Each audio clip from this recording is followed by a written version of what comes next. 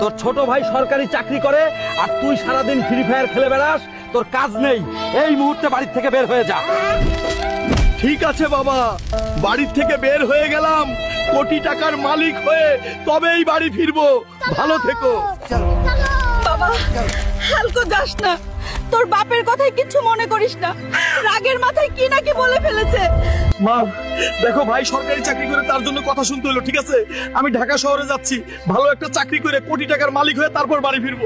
বাবা, হাল্ক ওখানে পৌঁছে আমাদেরকে মোবাইল করিস। ঠিক আছে, পৌঁছানোর পর মোবাইলে জানিয়ে দেবো, চিন্তা করো না।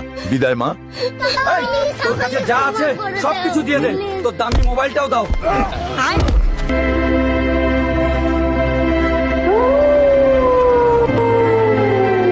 হে মালিক, আমাকে রক্ষা করো।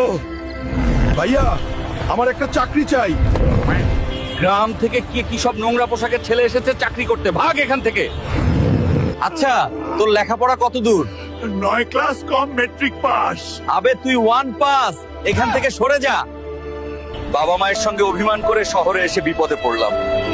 বাস্তবতা অনেক কঠিন, বাবা মা ছাড়া কেউ আপন নাই এই পৃথিবীতে।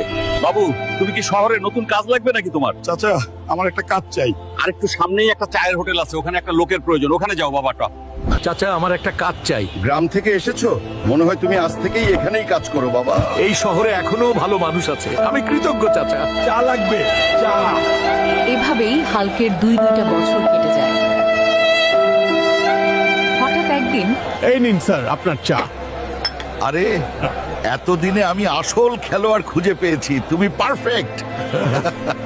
ঠিক বুঝতে পারলাম না স্যার। আগামী মাসে বক্সিং খেলার টুর্নামেন্ট আছে, সেখানে তুমি জিততে পারলে 1 কোটি টাকা পাবে। বিশ্বাস করেন স্যার, বাবা মায়ের সাথে অভিমান করে শহরে এসেছি। আপনার কথা যদি সঠিক হয় তাহলে আমি খেলায় অংশগ্রহণ করবই। আমি একটা মধ্যবিত্ত ঘরের সন্তান, অর্থের অভাবে পড়াশোনা করতে পারি নাই। ভাগ্যক্রমে আমার ভাইয়ের সরকারি চাকরি হয়েছে, কিন্তু ও আমার বাবা মাকে দেখাশোনা করে না। টাকা পেলে বাবা মায়ের সেবা করবো স্যার। আমিও বুঝি, কারণ আমি একজন বাবা। চলো, টুর্নামেন্টে তোমার নাম লেখাই। 1 মাস পর।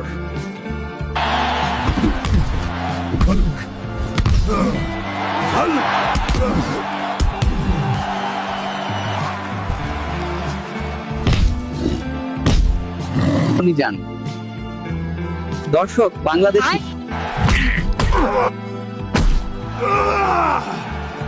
Hulk! Hulk! Oh my God!